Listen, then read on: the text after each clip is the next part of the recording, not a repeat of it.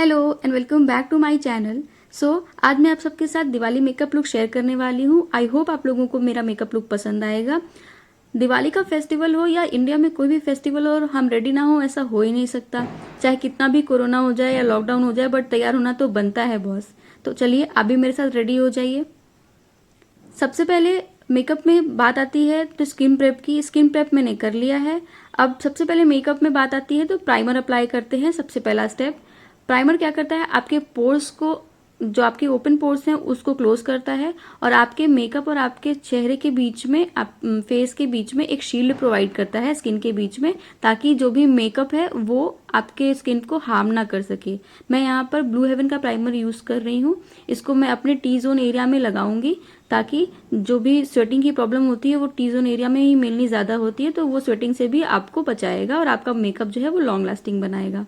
इस वीडियो में मैं जितने भी प्रोडक्ट्स यूज कर रही हूँ उस सबके प्रोडक्ट्स के लिंक्स मैं डिस्क्रिप्शन बॉक्स में दे दूंगी, तो आप उस पर जाके क्लिक कर सकते हैं और चेक कर सकते हैं और अपने लिए भी ऑर्डर कर सकते हैं। प्राइमर को अच्छी तरह से मैंने अपने टी जोन एरिया पे अप्लाई कर लिया है। अब उसके बाद बारी आती है फाउंडेशन की। तो मैं यहाँ पे यूज कर रही हूँ ब्लू हेवन का फाउंडेशन। ये लो से मीडियम कवरेज देता है और ये डेली यूज के लिए बहुत ही अच्छा फाउंडेशन है। आप इसको अगर डेली यूज में फाउंडेशन यूज करना चाहते हैं तो आप इसको जरूर ट्राई कर सकते हैं। की इवन लेयर में लगाऊंगी अपने पूरे चेहरे पर, अपने गर्दन पर, हर जगह लगा के फिर उसको ब्लेंड करूंगी। क्योंकि आई मेकअप लुक थोड़ा सा स्पेशल होने वाला है, थोड़ा सा डिफरेंट होने वाला है, तो आप ये ध्यान में रखिए हमेशा कि जब भी आप अगर आई मेकअप लुक को इनहांस कर रहे हैं या आई मेकअप लुक को ज़्यादा रख रहे हैं, आप हमेशा ये ध्यान रखिए कि आपको फाउंडेशन अपने आईलिड पर और अपने नीचे, आंखों के नीचे अच्छे से अप्लाई करना है ताकि वो ज़्यादा इनहेंसिंग हो गया है, और कंसीलर भी।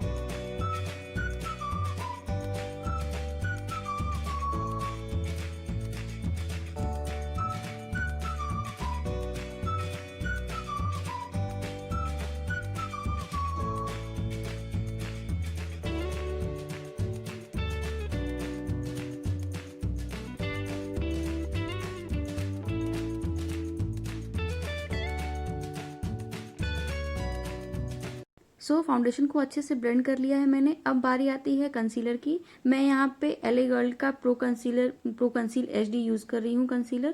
इसको मैं अपने जहाँ पे डार्क सर्कल्स है वहाँ पे लगाऊंगी, अपने आईलिड पर लगाऊंगी ताकि जो आई शेडो है वो थोड़ा सा खिल के आए।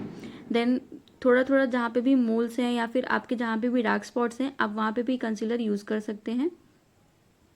कंसीलर सबसे मेन चीज होती है कंसीलर में, इसको ब्लेंड करना।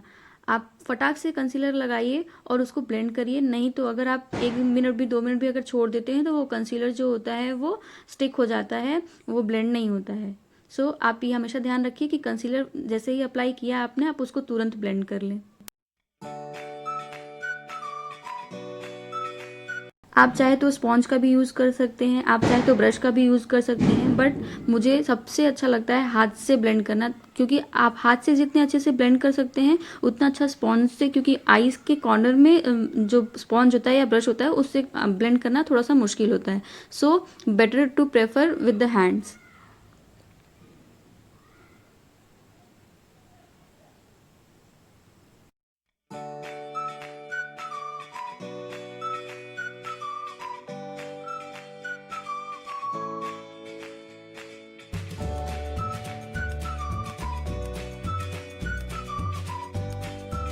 कंसीलर अप्लाई करने के बाद उसको पैक करना सबसे इम्पोर्टेंट होता है, क्योंकि जो क्रीज ना बने आपके आईज के नीचे, इसलिए आप या तो लूज पाउडर भी यूज कर सकते हैं या फिर आप जो भी फेस पाउडर लगा रहे हैं आप उसको 1 से 2 मिनट तक लगा के छोड़ दीजिए अपने अंडर आईज पर या फिर आईलिड्स पर। देन उसके बाद उसको हल्के हल्के हाथों से रिमूव कर दीजिए।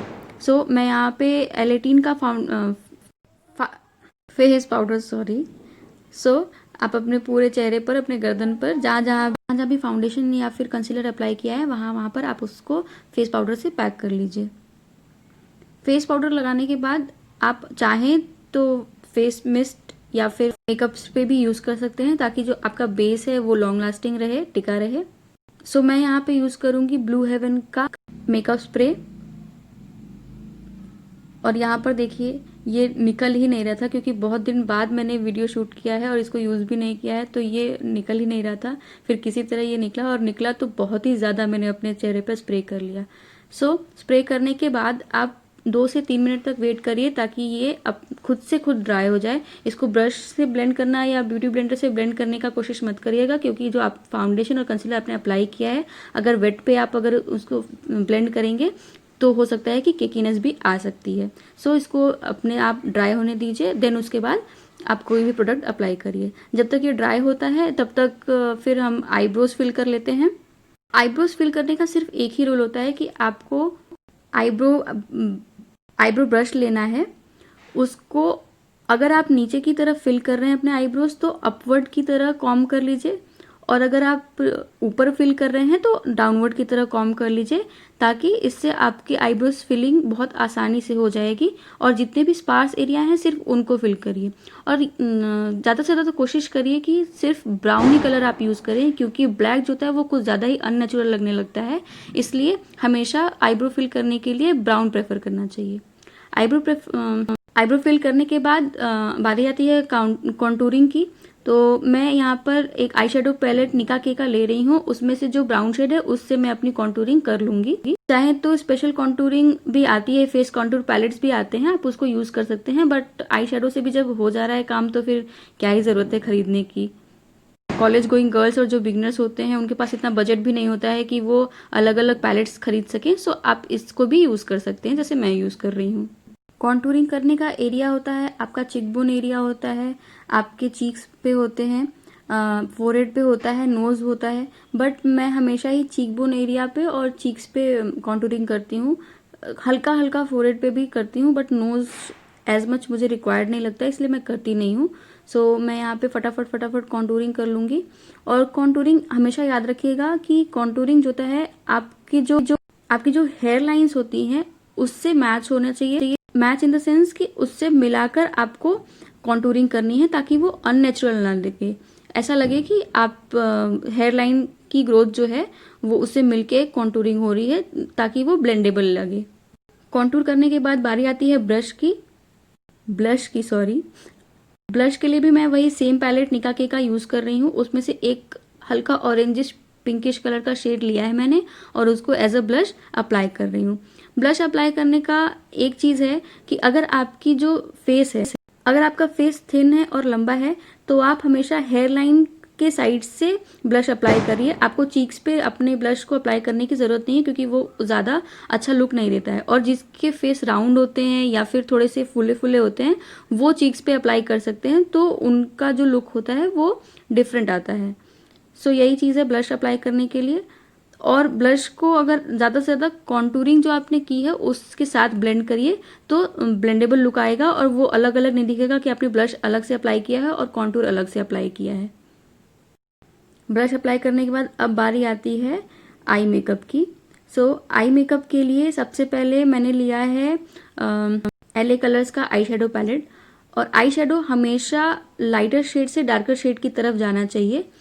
सबसे पहले मैंने यहाँ पे एक लाइट शेड का लिया है, हल्का सा न्यूड आई शेड है, उसको लिया है, और उसको अपने आईलिड्स पर और आईलिड्स के ऊपर तक अप्लाई कर रही हूँ, ताकि जब मैं डार्कर शेड अप्लाई करूँ तो वो भी लुक जो है वो छिप ना जाए जो लाइटर शेड मैंने अप्लाई किया है। इसलिए मैं उसको आईलिड पर और आईलिड के ऊपर तक, ब्राउ बोन एरिया पर तक भी उसको ब्लेंड कर रही हूँ।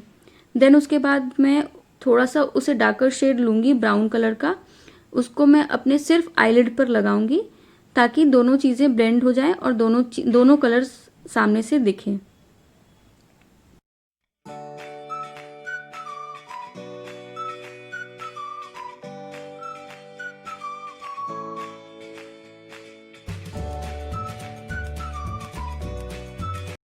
यहाँ पर मैंने डार्क ब्राउन शेड लिया और उसको डस्ट ऑफ किया एंड देन उसको अप्लाई किया और उसको ब्लेंड किया सर्कुलर मोशन में अपने सिर्फ लिड पर।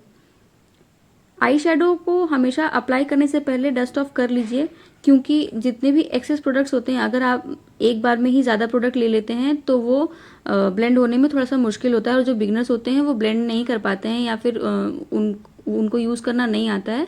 सो आप हमेशा ट्राई करिए कि हल्का सा प्रोडक्ट अपने ब्रश पर लीजिए और उसको डस्ट ऑफ कर लीजिए। फिर अगर आपको ज़्यादा चाहिए पिगमेंटेशन तो आप उसको 2-2 बार 3-3 बार अप्लाई कर सकते हैं। देन आई शेडो लगाने के लिए मैं सोच रही थी कि मैं इस ड्रेस के साथ कौन सा आई शेडो कलर यूज़ करूं। सो बहुत सोचने के बाद मैंने सोचा कि मैं कुछ डिफरेंट लुक ट्राई करती हूँ। सो नीचे का मेरा जो स्कर्ट है लहंगे का वो ब्लू कलर में है, तो मैंने सोचा कि ब्लू और गोल्डन का कुछ मिक्सचर करती हूँ। सो यहाँ पे मैंने एक डार्क ब्लू कलर का शेड लिया, उसको डस्ट ऑफ किया, देन उसके बाद उसको अपने हाफ लिड पर अप्लाई किया। और आज पता नहीं क्यों मेरे से आई शेडो अप्लाई हो ही नहीं रहा था, बहुत मुश्किल से मैंने उसको अप्लाई किया है और उसके बाद उसको ब्लेंड किया है। सो मैंने हाफ लिड पर अप्लाई कर लिया है ब्लू कलर का आई शेडो। देन हाफ पर मैं अप्लाई करूँगी एक शिमर गोल्डन शेड है, जो शिमर है वो अप्लाई करूँगी इसमें। जो शिमर शेड मैंने पिक किया है वो वेट एंड वाइल्ड पैलेट का है, जो अभी आपको आगे दिखेगा। सो किसी तरह तो अप्लाई हो चुका ब्लू वाला, अब मैं गोल्डन शेड जो है वो अप्लाई करूँगी।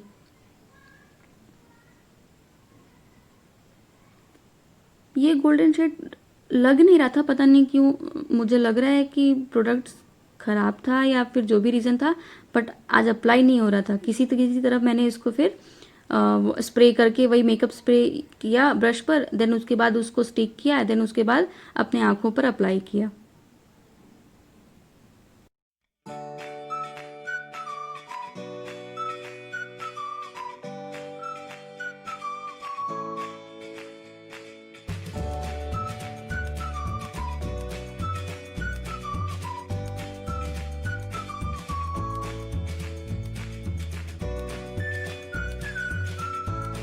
बहुत मेहनत करने के बाद आई मेकअप लुक एक आई का कंप्लीट हुआ है। अब मैं सेकंड वाला आई मेकअप लुक करती हूँ, देन आपसे मिलती हूँ। अब नीचे जो भी वाटर लाइन है उस पर आप चाहे तो ब्लैक भी यूज़ कर सकते हैं, चाहे तो पिंक भी यूज़ कर सकते हैं। मैं यहाँ पर अगर मैंने आई शेडो ब्लू पिक किया है तो मैंने सोचा कि ब्लू कलर का ही काजल अप्लाई कर लेते हैं। सो मैंने यहाँ पे यूज़ किया है NY बे का काजल पेंसिल। ये है आपका शेड मुझे याद नहीं है, मैं डिस्क्रिप्शन बॉक्स में दे दूंगी, आप वहाँ से जाके चेक कर सकते हैं। आई गेस ये आई लव यू टू है, I guess I love you too kajal है in the shade blue. Kajal apply करने के बाद मैं यहाँ पे यूज़ करूँगी ब्लू हेवन का मस्करा, जो कि है वाटरप्रूफ मस्करा। और गाइस ये मस्करा बहुत ही अच्छा है, क्योंकि इसका सिंगल एप्लीकेशन करने से ही आपकी जो आईलैशेस हैं वो वॉल्यूमिनस बना देता है। और सच में ये वाटरप्रूफ है, लेकिन इसकी रेंज के हिसाब से आपको नहीं पता, ये आई थिंक 97 या फिर 90 रुपीज़ के अंदर अंदर आता है मस्करा, और इतने में वाटरप्रूफ मस्करा मिलना बहुत ही मुश्किल है। So do check it out.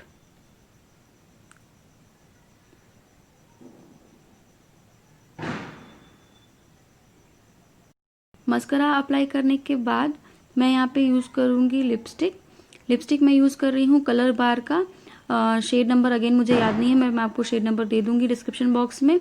इसका कलर है कुछ मरूनिश टाइप का कलर है ये। और हमेशा याद रखिए कि अगर आपको अपनी लिपस्टिक जो है वो लॉन्ग लास्टिंग बनानी है, हमेशा सबको ये शिकायत होती है कि लिपस्टिक लॉन्ग लास्टिंग नहीं होती है। सो आपको अगर अपनी लिपस्टिक लॉन्ग लास्टिंग बनानी है तो एक हैक मैं आपको देती हूँ कि हमेशा आप लिपस्टिक जो है वो पहले बुलेट लिपस्टिक यूज़ करिए, देन उसके बाद आप लिक्विड लिपस्टिक उस पर अप्लाई करिए। सो आपकी जो लिपस्टिक है वो लॉन्ग लास्टिंग टिकी रहेगी। मैं यहाँ पे ये कलर बार का लिपस्टिक अप्लाई करने के बाद हुडा ब्यूटी का उसी शेड सेम शेड में मरूनिश शेड में मैं लिपस्टिक अप्लाई करूँगी और उससे अपनी लिप्स की आउटलाइन कर लूँगी, और जो भी एरिया बचा रह गया है उसको मैं फिल कर लूँगी।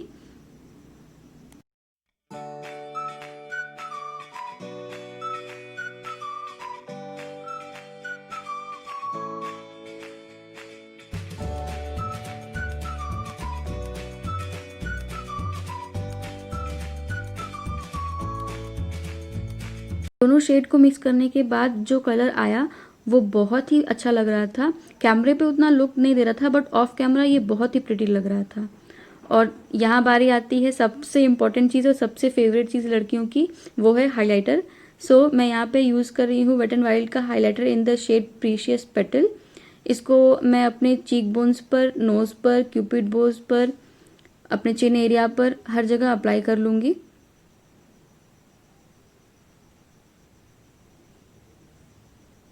कैमरे पे जो हाइलाइटर का इफ़ेक्ट उतना दिखता नहीं है, बट फोटोज़ में इसका इफ़ेक्ट माशाअल्लाह। मेकअप ऑलमोस्ट डन हो चुका है, सिर्फ ईयरिंग चाहिए और आईलैशेस चाहिए। मैं आईलैशेस ऑफ कैमरा अप्लाई करके आपसे मिलती हूँ। आज मेरा आईलैशेस जो है वो पता नहीं क्या ही मेरे से गुस्सा था, लग ही नहीं रहा था, बार बार उखड़ जा रहा था, बट फिर भी ठीक है। सो या गाइज, ये है मेरा फाइनल लुक। आई होप आपको ये लुक पसंद आया होगा और आप भी इस लुक को अप्लाई करिए और टैग करिए मुझे। सेक्शन में ज़रूर बताइए कि आपको ये मेकअप लुक कैसा लगा। Till then bye bye.